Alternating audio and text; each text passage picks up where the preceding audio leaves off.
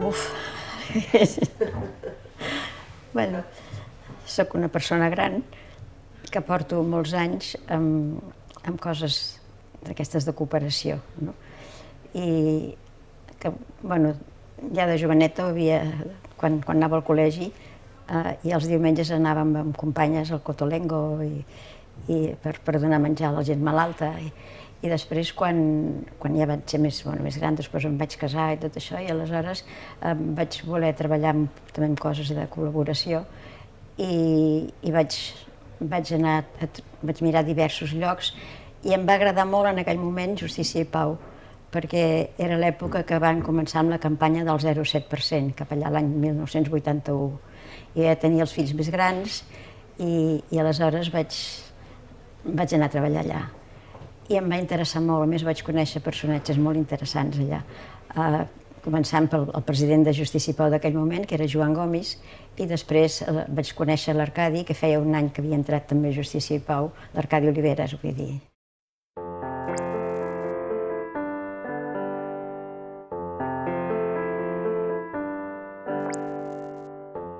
A mi em va entusiasmar treballar allà, i a més com que hi havia tantes coses a fer, i en aquell moment parlàvem molt, de la pau, de la col·laboració entre països i tot això. I a més venia gent de fora, venia el Pérez Esquivel, venien gent de tot el món també a parlar amb l'Arcadi, amb el Joan Gomis, i es feien campanyes. I aleshores va haver un moment que un grup dels que érem allà vam pensar que s'havia de fer alguna cosa també pel que en diem el quart món, o sigui, a la pobresa a Barcelona, a les ciutats, no? La pobresa de les ciutats dels països rics. I aleshores vam ser 3 o 4 persones, ja grans, del grup més grans, que vam muntar la Comissió de Justícia i Pau. Funcionava per comissions de diverses coses, d'armament, de pobresa, de diversos temes. I el de pobresa el vam fundar unes quantes persones i vam començar primer a mirar quins llocs a Barcelona es dedicaven a coses de pobresa. I vam conèixer els infants del Raval, Càritas, ja es coneixien, però més a fons, i anar a parlar amb ells, i tota aquesta sèrie d'ONGs que hi ha a Barcelona i a Catalunya que treballen amb pobresa. I va ser una època fabulosa, a mi em va agradar molt fer això. I aleshores, a partir d'aquí també celebràvem convencions i coses així de part de Justícia i Pau. I va haver-hi un any que Europa va citar la gent de tota Europa, que no me'n recordo quin any era, que ens vam reunir a Bèlgica, a Brussel·les, i aleshores van tractar sobre la pobresa en els països rics, i va ser molt interessant. En aquell moment es va decidir, això era a principis del 2000, i es va decidir que el 2015 la pobresa havia de desaparèixer, havia d'haver desaparegut d'Europa, i el 2015 no havia desaparegut res, desgraciadament. I això que va ser interessant, la reunió aquesta, però esclar, era moltíssima gent. I el Joan Gomis, que era el president de Justícia i Pau en aquell moment, em va enviar a mi a representar Justícia i Pau en aquesta reunió. I va ser molt interessant. La meva mare era una persona molt donada als altres i d'ajudar qui fos, no? I era catòlica, evidentment, però anava més enllà, jo penso. Era molt més humana, més humana, està mal dit això, però era una persona que li interessaven les persones i ajudar les persones i així. Perquè, esclar, en aquell moment hi havia la cosa també la meva època, esclar, jo vaig fer la primera comunió als 6 anys, i en aquell moment et ficaven ja molt al cap del pecat i totes aquestes coses, però hi havia un tipus de coses que en deien pecats, sobretot els que eren arran del sexe, i en canvi moltes altres coses que per mi ho eren més ja de petita, doncs no tenien tant d'importància, com per exemple ser solidari.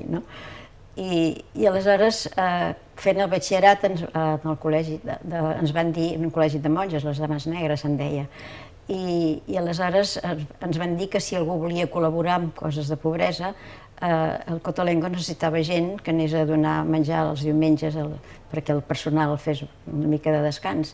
I aleshores, amb unes amigues del meu curs, vam anar al Cotolengo bastant temps, anys, cap allà 5è i 6è de batxillerat. El meu pare era arquitecte, però Franco li havia pres el títol, el meu pare va estar exiliat com a rojo separatista i totes aquestes coses, li va prendre el títol d'arquitecte, però el meu pare s'havia dedicat sempre a l'art i aleshores va seguir sent una persona que molt donat al món de l'art i que va ser famós a tot arreu.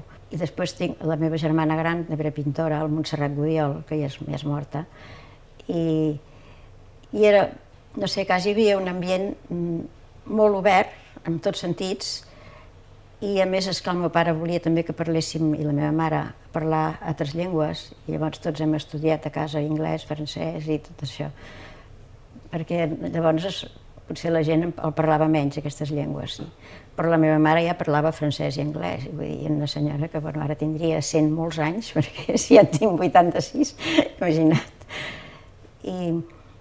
I després, quan ja vaig acabar el batxillerat, vaig estudiar ETS perquè tenia nòvio que era metge.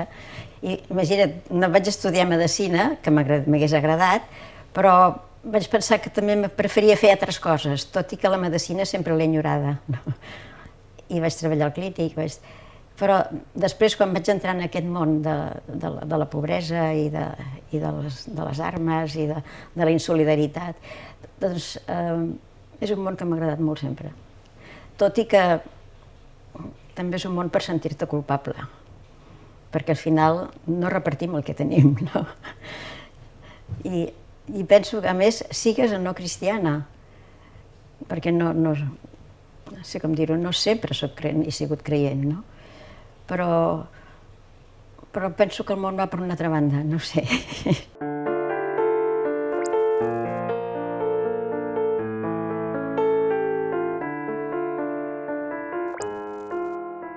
Bé, jo suposo que en el fons a vegades diuen què hi fas a Justícia i Pau? Dic de mestressa de casa, com a casa meva, perquè, no sé, a mi sempre m'ha agradat també l'organització de les coses i l'ordre i tot això, no?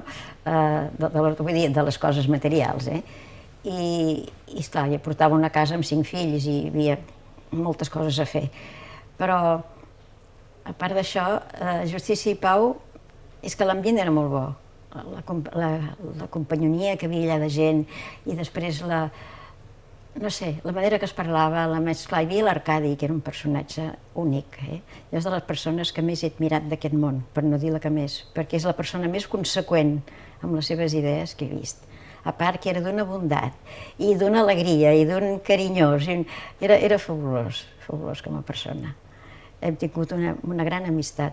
Quan va morir el meu marit fa 2 anys i mig, ell va parlar a l'enterrament i va parlar del meu marit com un amic, perquè érem amics personals també. Pensa que cada any ens trucava per sant, per l'aniversari. És que l'Arcadi, que tenia tanta feina, és que a sobre trucava per l'aniversari, és que era de por, No sé com ha pogut fer tantes coses, aquell home. I també hi havia el Joan Gomis, que també era una gran persona, que també vam tenir molt bona amistat. I després tots els companys de Justícia i Pau vam tenir, no sé, era un ambient que ens hi sentíem molt bé. I llavors jo feia una mica de tot. Una mica vaig fer coses, per exemple, arreglar coses de la biblioteca. Jo he informatitzat la biblioteca de Justícia i Pau, que té uns 2.000 volums. Després hi ha tots els llibres que ha publicat Justícia i Pau i tot, i més com que abans érem a Ribadeneyra, però ara, cap d'2 anys vam passar al carrer Llúria, doncs quan vam fer el trasllat es va haver d'organitzar amb un pis petit tot el que hi havia en el local primer de Justícia i Pau, de Ribadeneyra, i aleshores, de fet, això ho vaig organitzar jo una mica, el que es posava a cada lloc i tot, i vaig fer llistes de tot el que sabia, del que hi havia, i no sé, mestressa de casa, vaja, que dic jo. I després de les reunions que teníem, perquè, esclar, per parlar de pobresa i tot això, el grup aquest de pobresa que vam muntar, a part que havíem anat a visitar unes 30 o 40 uns 30 o 40 centres de Barcelona, o inclús de fora de Barcelona, que tractaven temes de pobresa i de necessitats d'aquestes. I aleshores es feien reunions periòdiques a Justici i Pau de gent de tots aquests llocs per veure què feia falta, què es podia fer, per poder anar una mica més enllà. I aleshores ens va cridar, a l'època, a l'Ajuntament hi havia l'Eulàlia Vintró, que portava el que era en benestar social en aquell moment, i ens va cridar tot aquest grup que ens reuníem, i llavors ens reuníem a l'Ajuntament amb ella. I va ser molt interessant també, perquè ens consultaven què podíem fer, i què podíem fer a l'Ajuntament. I després, més endavant, ens va cridar també el síndic de Greuges. I llavors també, i Justici i Pau per aquestes coses m'hi enviava a mi, perquè com que jo era més aviat de prendre notes i recollir-ho i després passar-ho a l'ordinador i guardar-ho, era la mestressa de casa, típic, la mestressa de casa de la meva època, que encara feu més coses perquè treballeu moltes hores fora.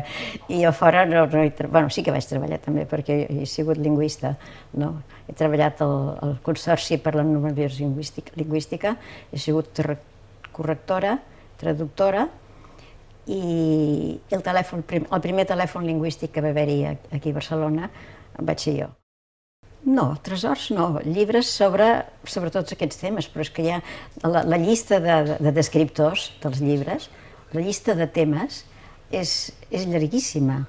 Això, tot el muntatge de fer això, jo no soc bibliotecària, per tant jo no sabia fer-ho, però el muntatge d'això el va fer un enginyer que venia també a col·laborar a Justici i Pau, perquè és que Justici i Pau ha col·laborat amb nosaltres de manera desinteressada absolutament moltíssima gent, de totes les carreres i de tots els treballs i de tot, gent de tota mena. He conegut gent fantàstica, per això a mi m'agrada la gent. Això va ser molt bonic també, perquè fèiem campanyes o fèiem jornades, i llavors fèiem cartells també, que la gent els comprava, i hi va haver-hi molts pintors que van col·laborar, en Tàpies, per exemple, ens va regalar una litografia preciosa sobre la pau i aleshores recordo la litografia que era preciosa, en color. I després la meva germana també ens va fer una litografia i tot el tiratge ens ho va regalar tot. I en aquell moment, amb totes aquestes coses, vam guanyar molts diners. Però clar, Justici i Pau no tenia diners, vivia dels subscriptors.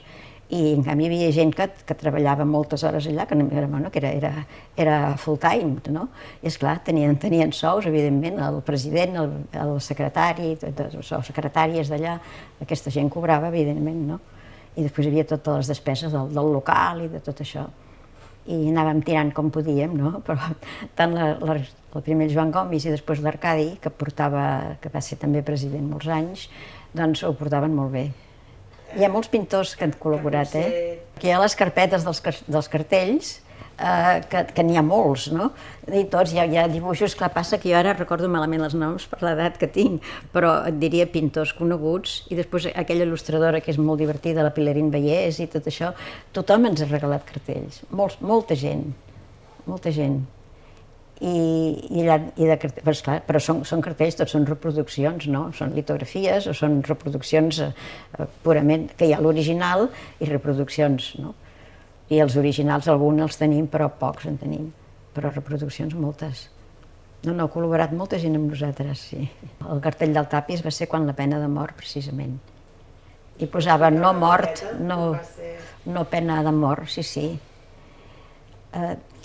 És que, bueno, no sé, era molt senzill tot plegat, perquè aleshores es demanava a veure qui volia col·laborar o així, i en el cas del Tàpies, quan jo vaig entrar, aquest cartell ja estava fet, el de la pena de mort, precisament, que va ser l'any 81, jo diria. I el Joan Gomis, com que era una persona que era molt obert i coneixia molta gent i així, i era molt culta, doncs havia parlat amb el Tàpies i el Tàpies els va fer aquesta litografia. Després també hi havia una contra els toros i contra el toreig també es va fer una vegada, menys important com a campanya, però... I després anava, no sé, hi ha gent que s'oferia per fer coses i gent que se li demanava, i tothom sempre deia que sí. És que m'agradaria que veiéssiu els cartells perquè és que realment hi ha una carpeta plena de cartells. Bueno, n'hi ha més d'una, N'hi ha un que hi ha els que són reproduccions i els altres que són més originals o més així. O que són litografies, que sempre és més que una reproducció impresa, no?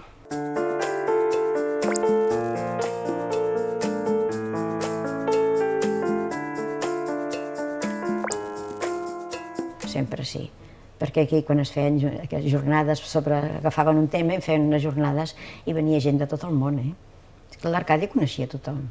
Si ara quan s'estava morint, esclar, va ser molt pública tota la mort de l'Arcadi, tot el temps que va estar malalt, ha rebut més de 7.000 cartes de tot el món. És demencial, És que el coneixia tothom. Es veu que a casa seva el telèfon no parava. No ho sé. No ho sé, perquè esclar, jo no sé si hi ha altres justícies i paus en altres llocs. Bueno, d'Europa n'hi ha a tot arreu, sí. Però, no sé, esclar, és que la cosa de les guerres entre països i de l'armament i de tot això és molt bèstia, no? És de les coses més greus que estem patint dintre de tot. Això porta pobresa i això, sobretot la despesa militar. L'Arcadi va fundar Justícia i Pau, el Centre de l'As d'Estudis per la Pau, que ara després es va fer molt gran i, esclar, llavors ja estava a part de Justícia i Pau, però funciona magníficament i tots són... És que el pas de l'Arcadi per allà ha sigut tan gran que, a part de les altres persones que hi treballen, que hi ha gent que val molt, perquè ara tot el grup de l'As el porten també, el Pere i la Tica, són una parella que tota la vida aquí han treballat i ara estan portant el de l'As també. Vull dir que hi ha molta gent que ha passat per Justícia i Pau i que ha portat el seu gra de sorra, diguem, perquè sempre dèiem que sembla mentida tanta gent que treballem amb aquestes coses i no es nota. I sempre dèiem que la gent que treballen o que treballem amb aquestes coses som purament un gra de sorra amb una platja enorme, que esclar, diu, finalment tots són grans de sorra, diu, però cada un d'ells no és res allà dintre, no? És purament poder fer més pinya encara perquè les idees de molta gent, d'altra gent canviïn, però és molt difícil, Ja me'n vaig d'aquest món, bueno, me'n vaig, ho dic perquè ja estic a la vora, no? Una mica desesperançada, perquè dius, tantes coses que s'han fet i que es fan, molt importants, més importants fins i tot el que podem fer així cada un, no? I tan poc que es nota, perquè quan no és una cosa és l'altra. Finalment, realment, que el que està passant t'aclapara de tal manera i veure tants patiments, ara mateix tota aquesta gent cap a Bielorússia i tot, és terrible. Dius, sempre estarem així i quasi busques a Déu i no li trobes, vull dir, és desesperant. Esclar, jo era molt optimista i no ho soc tant. És una pena, perquè hi ha gent que ho fan al revés, això, que quan estan als finals són més optimistes. Però no sé, afecta molt. Llegint el diari vaig veure que hi havia aquesta campanya. Llavors vaig pensar, mira, jo sempre m'havia agradat ficar-me en coses així més aviat socials i vaig pensar, això és un altre camp que també està molt bé. A més parlava ja també de les armes, de les despeses en armament que continuen sent una bestiesa, no? I perquè l'Arcadi, per exemple, quan feia conferències, explicava, suposo que l'heu sentit alguna vegada, no? I et deia els números, i ho deia d'una manera i després parlava de la gent, era tan parlant, era tan, no sé, tan obert i tan interessant, perquè a més eren divertides les seves conferències, no? I, bueno, l'Arcadi ha tingut molta gent que l'ha estimat molt, no? Però és que ha fet molt bé, els milers d'estudiants que han passat per les seves mans, tots sortien tocats, vull dir que... Sí. I del 07, sí, no s'ha complert, a l'estat espanyol no s'ha complert això, evidentment, però en algun país sí, ja et dic. Però en aquest moment ja és insuficient, esclar, es gasta tant més en armament que no per ajudar els països pobres, i a més és molt complicat. Bueno, hi ha grups de tercer món i grups d'aquí, esclar, però de fet suposo que cada país, les lluites aquestes s'assemblen la manera que es fa. Però, esclar, sempre depèn també dels governs de cada país, dels ajuntaments de cada ciutat o de cada poble, I perquè, per exemple, a Catalunya hi ha pobles que han anat molt enllà amb la cosa de l'ajuda i altres que no. Per exemple, al poble de Salt, de Girona, hi ha hagut molta gent de Justícia i Pau i també s'han fet coses allà. I a més, a les reunions generals de Justícia i Pau, quan ens juntàvem a les juntes i així, venien gent de pobles, esclar, de gent del voltant de Barcelona sobretot, i cada un en el seu poble feia tota una feina, tant per la pobresa com per altres temes. I també hi havia grups, està molt estès Justícia i Pau per tot Catalunya, bueno, per tot Espanya també, i per la resta, per Europa també hi és. Però havíem anat molt també a convencions a Madrid o al nord o així, però era més, no sé, potser els d'Espanya en aquell moment eren més eclesials, per dir-ho d'alguna manera, que els de Barcelona, que eren més moderns, més ficats en altres coses, no? Perquè, sí, jo sempre trobava que eren una miqueta massa pios, els espanyols, no sé com dir-te. Massa en plan bisbes i coses d'aquestes. I, no sé, Justícia i Pau ha sigut, era una cosa fundada per Pau VI, però en canvi després ha sigut molt de seglars, també. De capellans també, evidentment, però seglars, perquè, i a més hi ha hagut molta gent a Justícia i Pau que no són ni creients ni res, no? Molts, i cada vegada més, Vull dir, cada vegada menys creients, vull dir que, desgraciadament, no, desgraciadament tampoc, vull dir que...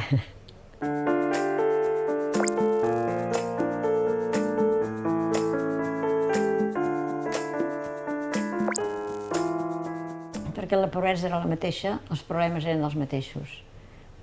Justícia i Pau funcionava per comissions. Hi havia la comissió de tercer món, la comissió de quart món, que era aquesta de pobresa, hi havia la comissió, bueno, hi havia l'armament, que és quan el de l'AS encara estava a Justícia i Pau, i després hi havia altres comissions, la de drets humans, sí, i llavors cada una tenia un grup.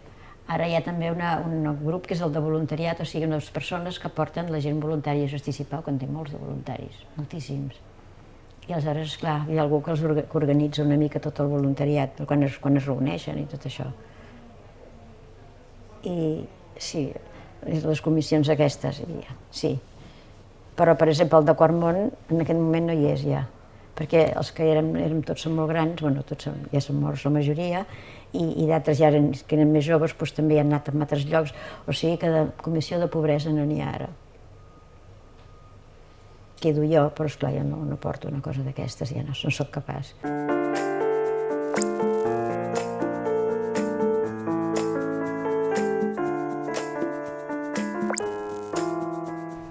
Bueno, per mi ha sigut la llumenera de Justícia i Pau, Tot i que quan hi vaig entrar l'Arcadi portava un any i el Gomis era el que portava, perquè el Gomis ja venia de grups així, no d'església solament, que també ho eren, però vull dir que eren molt humanistes, diguéssim, no? Però l'Arcadi realment ha sigut un punt. És que per mi, com l'Arcadi, no hi ha ningú.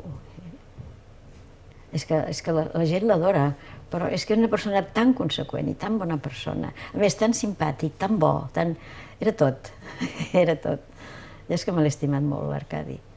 I ella, a mi, en el meu marit i tot, molt ens ha estimat, molt. Ens ha impressionat a molta gent, molta. És que, a més, tenia tanta memòria i quan parlava sabia tantes coses, jo no sé com aquell cap podia engollir tot això, Tots els llibres que ha escrit i tot, és una passada. I a més, sempre aquella senzillesa, és que si el veiessis com viuen a casa seva i tot, són tan conseqüents en tot, és de por. Sí, jo dic que és de les millors persones que he conegut, he tingut aquesta sort. Sí. És que és de por, vull dir, a més amb una intel·ligència molt fina, molt fina, les coses, tal com les enfocava, les coses, tan humanes sempre, molt, molt. I és una de les persones millors que he conegut. I em fa molta il·lusió haver tingut aquesta amistat de 40 anys amb ell, perquè realment ens estimàvem molt, la seva família, la meva, i tot un grup que formàvem, que sortíem junts, perquè anàvem a dinar uns a casa dels altres, fèiem música junts, música clàssica, i l'Arcadi també en tenia música, com no t'ho pots imaginar. Dius, però com t'ho fas, Arcadi? I sempre estava ocupat, sempre estava ocupat. Hi ha una pel·lícula que li van fer molt bonica, segurament l'has vista, no? aquell que va amb cotxe i camina, i anava coix. I anava coix perquè quan era jove, jugant a futbol amb un dels seus 4 nois, o amb tots, vaja, es va torçar un peu, es va fer mal, i no va tenir temps d'anar al metge, i va quedar coix. I no se l'havia trencat, però s'havia fet no sé què, i sempre es va caminar coix, perquè no tenia temps. I una vegada el meu marit era metge de pell, i quan sortíem, una vegada anava tot ple de sang per aquí, i el meu marit diu, què et passa? Mira, que aquí tinc una pell que em cau i no sé què. I va mirar el meu marit, diu, Arcadi, això és un càncer de pell. I el va enviar amb un oncòleg, sí. Li va salvar la vida. Ell no, res igual, tinc sang aquí a la pell, mira. Dius que ho tinc irritat, el sant va dir, no. Càncer de pell, que esclar, si ha agafat a temps, no passa res. No, ell li havien passat moltes coses. S'havia desmaiat amb un avió una vegada i coses d'aquestes, però ell no hi donava massa importància a res. Per això mor jove, tenia 75 anys ara quan ha mort. O sigui que no, tampoc és tan gran a 75. Jo que en tinc 86 els veig uns nens encara. És que era de por i quan dèiem, Arcadi, quin dia pots venir a dinar? Doncs mira, no sé, agafava l'agenda i bueno, d'aquí 3 mesos, tal dia, potser tindré lliure, saps? Horrorós, sí. Però sempre hi era per això, Sí, era de por.